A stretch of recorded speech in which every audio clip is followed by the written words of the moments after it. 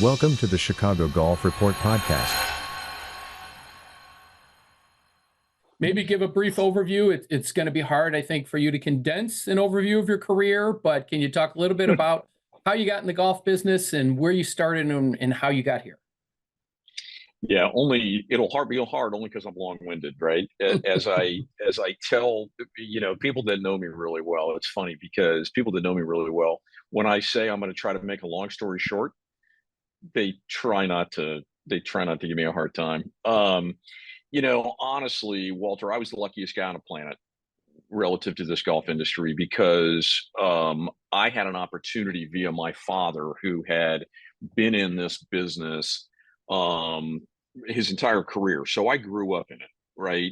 My dad spent 25 years with McGregor back in the heydays, late 50s, early 60s, mid 60s, into the early 70s.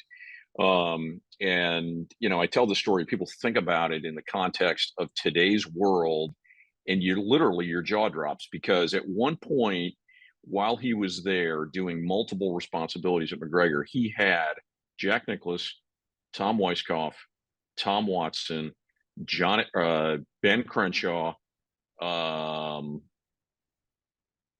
there was one more. Crenshaw, Watson, Nicklaus, Weiskopf. I'm leaving somebody out.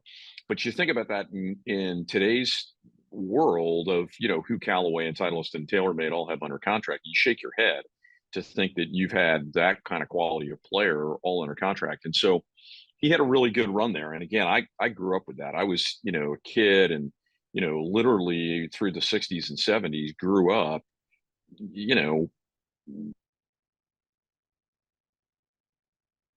on just the golf industry. It's been pretty cool to be able to have that advantage. And then in the early 70s, my dad moved over to FootJoy, and we think about FootJoy today with the merger done with Titleist and the size of that behemoth being $1 billion plus organization.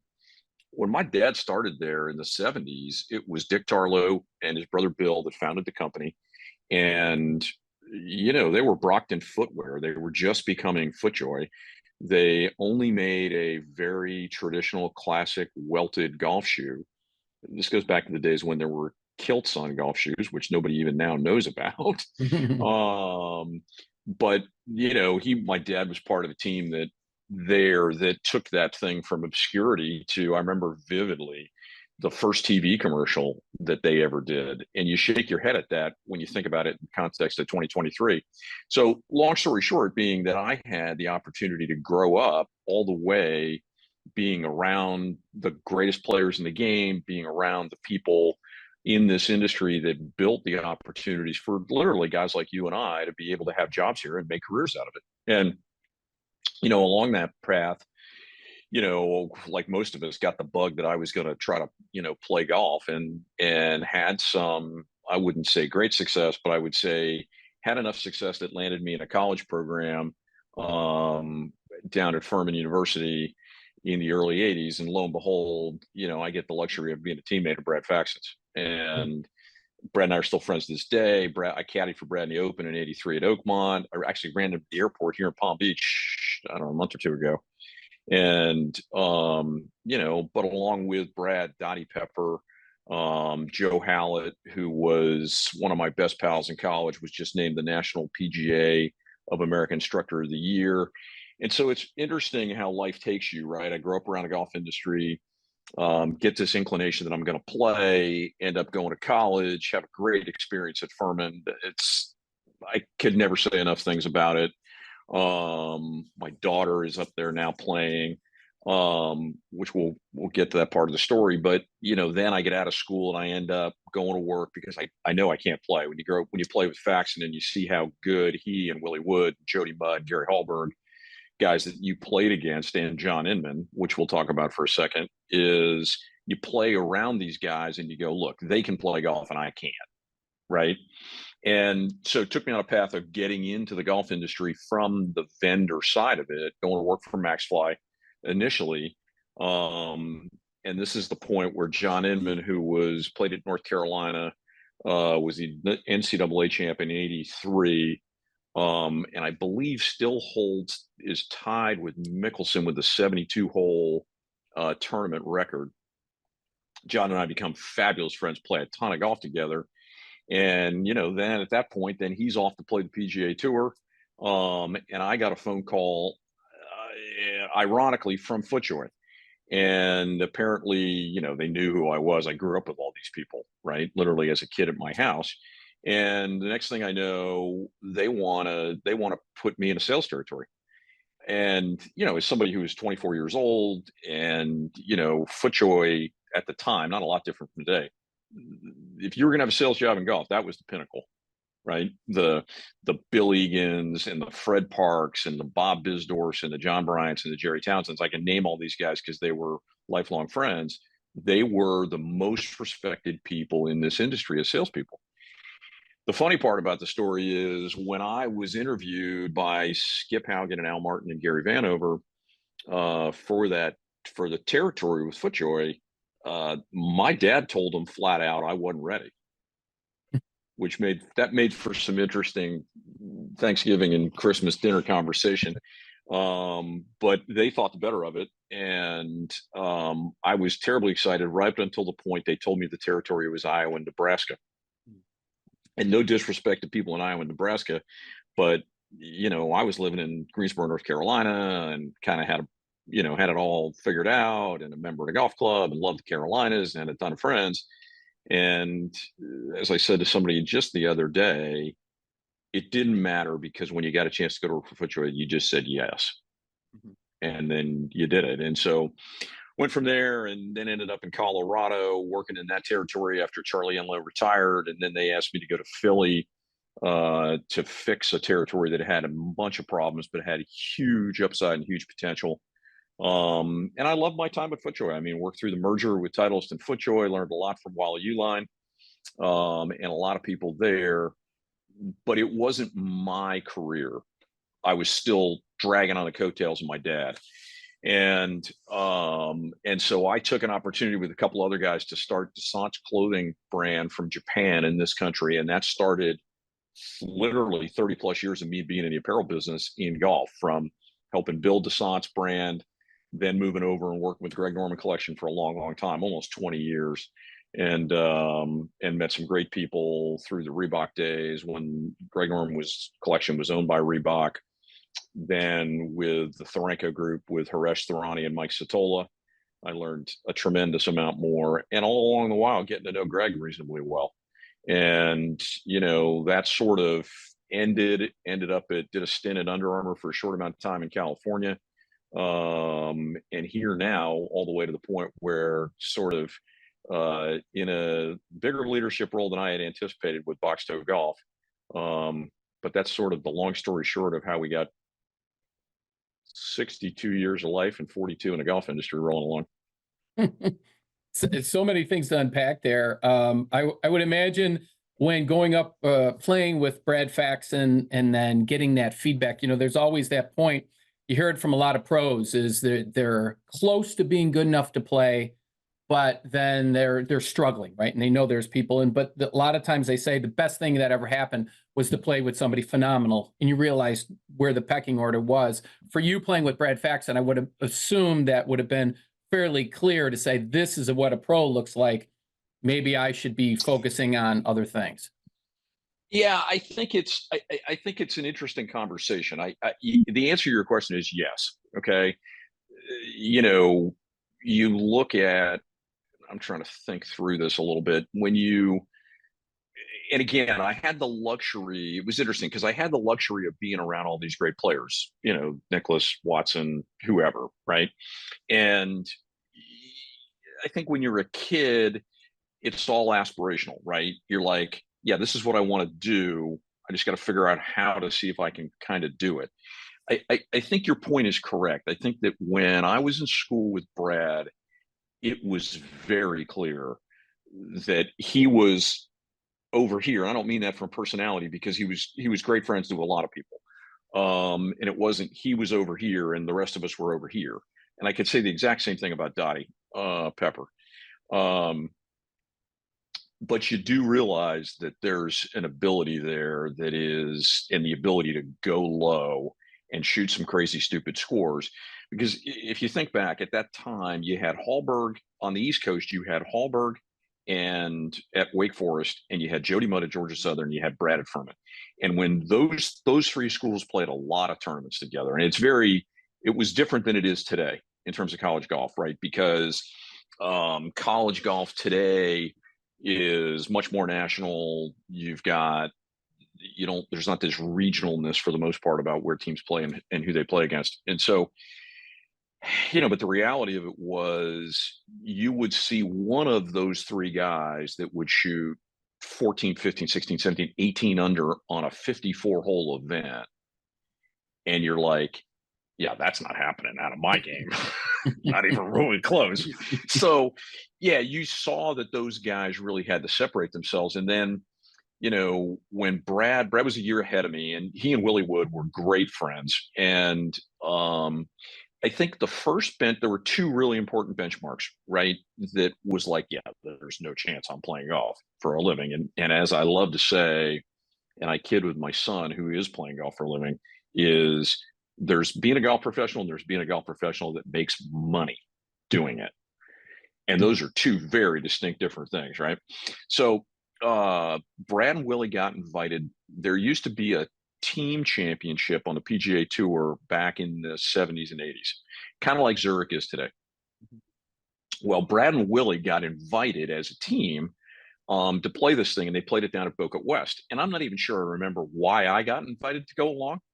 But here we go. The three of us are Brad and Willie and I, and we're staying in a condo at Boca West. It was a buddy of Brad's dad. And there's a story that we won't tell today with a CVS store that asked us not to come back. But that was the first time. And I was like, hold on a minute. You got two collegiate players that are arguably two of the three or four best collegiate players in the country at the time that are get invited to play in a PGA Tour event. And they were not graduated. They had not graduated. And it was like, wow, okay, this is a big deal, right? And then the next one was I was with both of those guys. We all stayed together. My dad and I and Willie and Brad all stayed together at Q School in '83 in the fall at TPC, Sawgrass. And, if you go back, and I hate to be the old guy in the room, but you go back and you had old equipment, right? Nobody was playing in '83. Nobody was playing with a metal driver. And you didn't have the golf ball the way it was today. And you're playing that golf course, which when it was built was stupid hard with old technology. And I watched those guys, particularly watch Brad play a fair amount at Q School that week. And I was like, okay, like you could see he was going to be successful. Willie won that Q School. Brad got through. I don't remember where he finished. And off you go to the PGA Tour in January at Amex, what is now Amex, the old Bob Hope. And so yeah, there was a clear point there. And then the next one beyond that was out of school, playing a lot of amateur golf, playing a lot of golf with John Inman, and I mean a lot of golf. I'd be embarrassed to tell you how much golf that we played. And it was the same thing. I mean, John didn't hit it further than anybody else. Matter of fact, didn't hit it further than anybody. He used to joke that if he was outside the bottom three on tour driving distance, it was a phenomenal year. But there was a short game there that was beyond great. And I could tell you a million stories, but you recognize that people, whether it's John Inman or it's Brad Faxon or it's Willie Wood or it's Gary Hallberg or Jody Mudd or whoever it happens to be, there is a talent there, either organically or developed around one part of the game that is going to allow them to be able to do this and like we talked about, make money, right? So I had a friend of mine, Randy Saunier, Randy was a great player. Randy played 2 Masters, played in 2 Walker Cups, played the World Amateur team, and Randy ended up being sort of an advisor to some really good players, Rocco Mediate being one of them. And Randy would say, look, if you're going to play the PGA Tour for a living, you better be able to drive it better than everybody else. You better be able to have a wedge game that's better than everybody else, and you better be able to putt it better than anybody else. And if you're not better than everybody else in all 3 of those, you better be better than everybody else in 2 out of those 3. and you better be elite in one, or you'll never make a living. And I heard that statement 25 plus years ago, and it still resonates with me today, because whether it's my oldest son, Jack, who's trying to play, or there's a kid that played at K-State, Kansas State, that's from the UK that I've become very good friends with. He's trying to make that transition. And they've been kind enough to ask my opinion, honestly, about what they need to do to be able to try to play. And I may not be the best source or the only source for them, but I'm at least one that's been around it. And, I've sort of remembered some of these things to try to help share with them, to the point of your question, because I have this genuine desire for other people to be great in whatever they're doing. With my kids, particularly my oldest, who's out there trying to do this, it's, there's a different level of it, but there's other people out there that I'm trying to help be successful. And if I can share wisdom that came from Brad or Willie Wood or Randy Saunier or John Inman or many other people, then I'm going to share that, because I think it's valuable. Mm-hmm.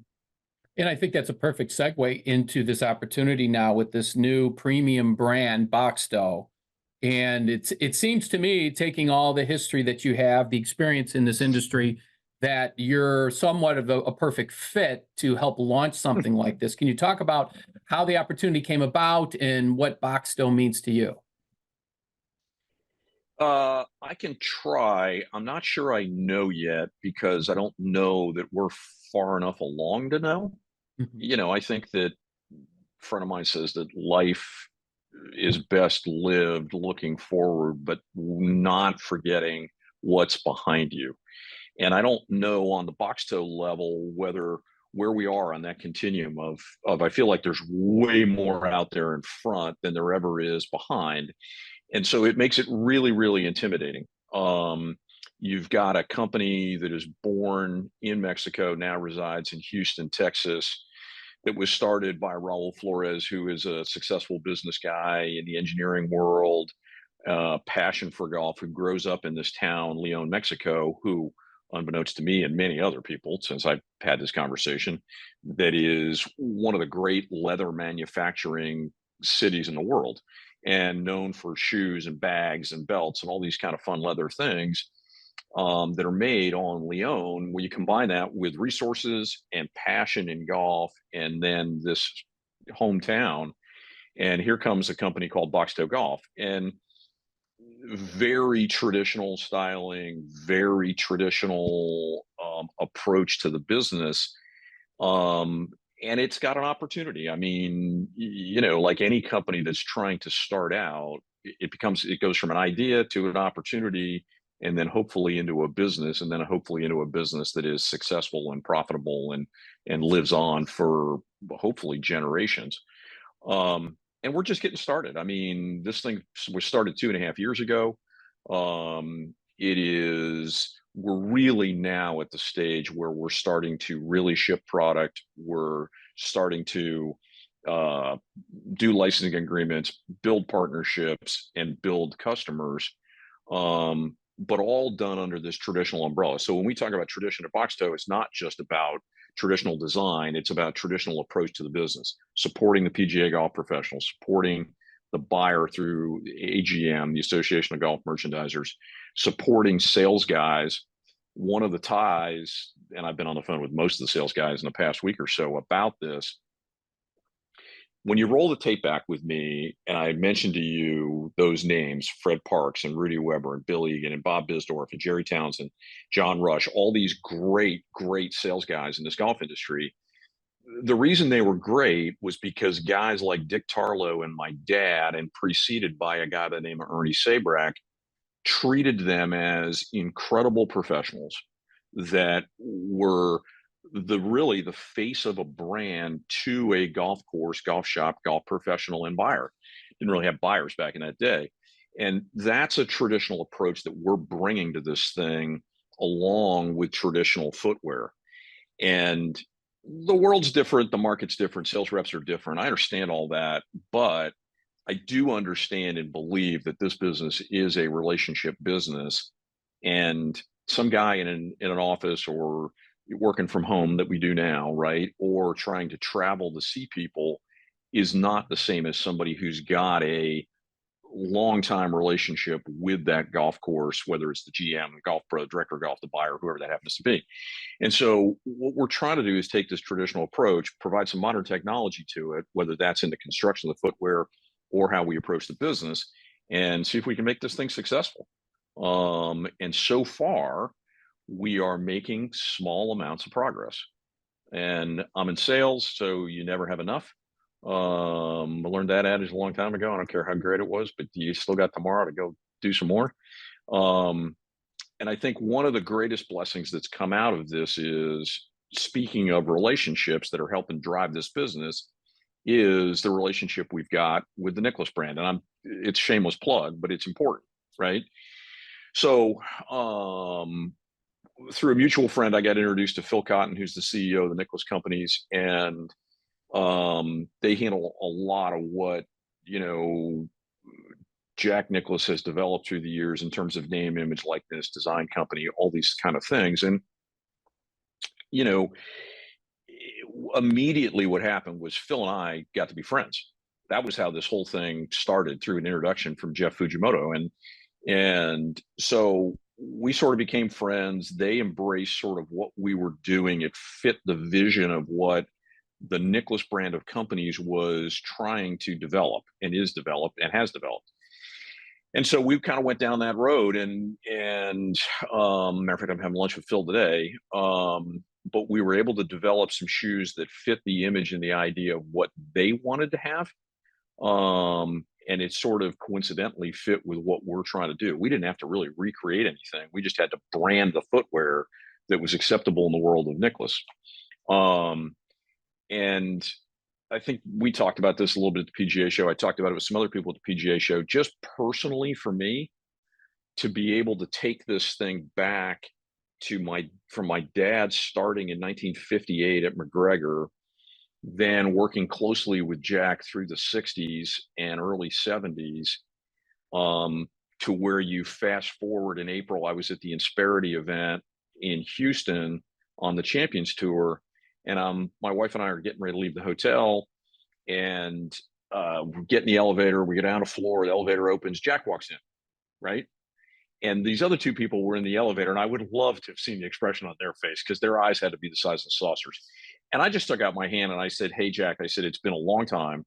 And I said, "But I know you were close with my dad at one point." And he was like, "Yeah, of course." He goes, "Sorry to hear about him passing away. And how's your mom?" And Barbara and my mom were close. And, and again, you got these other two people in the elevator that have got to be looking at this thing going, like, what's going on here? And so we got down to the bottom and we said, and we talked for a few minutes and then we said goodbye. And now, you look at the fact that 6-8 months later, we're got a licensing deal with Jack's company, and big part of what Boxto is doing is selling a Nicklaus shoe. And it's been interesting because I've had a lot of people, whether it's PGA show or, now, ask me, like, "Why'd you do this? Like, why'd you do a deal with Nicklaus company?" I'm like, well, okay, hang on a minute. Right. First off, if we talk about Mount Rushmore golf, and you and I, Walter, could debate this, and everybody that's around golf could debate who the 4 people are that go on the Mount Rushmore of golf. However, I would believe, and I think I get a lot of agreement, is that 2 of those people on that Mount Rushmore will always be Jack and Tiger. Because how do you argue with that? Right. And so anyway, that's part of it. I think the credibility that certainly Jack's name brings to what we're doing is obviously important. It gives some of the big retail partners an opportunity to be able to promote a Jack Nicklaus branded product, which from the land of Google search is important, right? And so that, and the fact that there's 400 and I think it's 28 golf courses around the globe that are designed by Jack Nicklaus that are doing some extent of branding under the Golden Bear logo and the Jack Nicklaus signature name. I'm hopeful that that's going to fast forward us a little bit into some business that, if we were just doing this as Boxto, would be a lot harder. Mm-hmm. So I'd like to finish up with, I guess this is a bit of a difficult question, knowing that the brand has only been around for 2.5 years, but if you'd like to look in your crystal ball and say 5 years down the road, what would you hope for the Boxto brand? Where would you like to be? And perhaps what would you like to accomplish? It's an interesting question that nobody's asked me so far. So I'm going to give you the kind of the off the cuff response. And I touched on it a little bit earlier. I'm hopeful that I can be part of a team that sets this thing in motion that other people get the benefit out of. And I know that's like, I'm probably the worst self promoter in the world, but that's what I believe in. This isn't about me, and this isn't about some guy designing shoes or our head of production or anything else. This is a trying to establish a company for a couple different reasons. One is to help Leon, Mexico be recognized as a footwear capital that it really kind of is, right? That nobody really talks about. I think the other thing is, I think you get to a point in life, and at this point at 62, where it's definitely not about me, right? There was a very famous book that was written, that's the first line in the book is, it's not about you. Maybe I read that too closely, but I think the reality of it is, I've done some really good things that I'm proud of in this business, and I've done some things that maybe I'm not proud of in this business. But I think at the end of the day, if you can be part of something that's a team that other people can benefit from, and that becomes an organization, I think I recognized that back in the days at FootJoy with Dick Tarlow and my dad and other people. And I definitely saw it when we started and tried to do this Descent clothing brand in the early 90s. And maybe this is the last one. I don't really know. I'm not smart enough to know what's going to happen tomorrow, but maybe it's the last one. And if it becomes a company that lives and breathes on its own and other people get the benefit of that, I mean, that's what business is about, right? I mean, this isn't philanthropy, and it's, we're not a 501(c). It's a business that is like most every other business in this country is a for-profit business, but that employs people, and that gives people hope and vision and, income, and provides for their families and does all these great things. And so if that's the byproduct of that, then hallelujah. I would walk away feeling really good about that. Do I think we're going to take over FootJoy? No, not even the intention, right? 48% market share. It's a juggernaut. I have really good friends still over there, very thrilled at what they do and how they do it, and a big fan of what they do. But if you're only 48% market share, that means there's 52% of the world out there buying somebody else's shoe for some reason. And currently, it looks like that the athletic shoe brands have lost a little interest. Hard to argue that with Nike and their changes that they made. Adidas probably the strongest of those. Under Armour, interesting in the shoe business, not in the golf shoe business. Got a Jordan shoe, kind of not doing anything else. Who knows? So, and then you've got all these smaller brands, Duca de Cosma, Royal Albatross, G4, a bunch of other people trying to make a shoe. Some are good, no argument about that. But I think what we can do is better. And so if we can get part of that 52% remaining market share and have a company here that thrives and fills their niche, maybe it grows into more than that with other brands. There's certainly a vision out there for that, of other types of product. But I guess if that's my crystal ball, then that's kind of my crystal ball. Love it. Yeah. So, I look forward to seeing it. I look forward to how everything evolves. And I appreciate hearing the past and the history in celebrating your career and then this opportunity. So this has been great. Usually the interview is going to take about 2 to 3 weeks before I post it. So I'll shoot you guys an email and let you know before this gets going. yeah, I appreciate it. And thanks for the time. And I hope it came across that it really isn't about me. And I mean, it's not about my legacy. And it's maybe if the biggest sentimentality out there is sort of perpetuating the legacy of guys like my dad and Dick Tarlow and Ernie Sabrak and Jim Vincent and all these guys that paved the path. Jim Vincent's an interesting story because he kind of really made the bulk of his career at Cobra, but was with Atonic and Pickering before that, and I had dinner with him in Orlando, and he tells me this is the same thing. And I can't even remember whether he says I'm the oldest young guy he knows or I'm the youngest old guy he knows. I haven't quite figured that out. But maybe I'm one of the people that is a link to how this business started, which, you know, I think there's a lot of really good thought going on in the world currently now, maybe more than any other time in history. But the prevailing thought is that, you know, if we fail to remember history, we're doomed as a society, right? Well, I think if you take the microcosm of that about the business, if we fail to remember about what and how the golf business started, then I think we're doomed. And I think we could look at that over a lot of different spectrums, whether it's the manufacturing and vendor side of it, certainly the competitive landscape of what's going on right now, the diversity that's happened with Live and PGA Tour and everything else. And I hope everybody's focused on, you know, not that we're trying to repeat history, but that we're trying to learn from it. And so that we can be smarter about the choices that we're going to make going forward.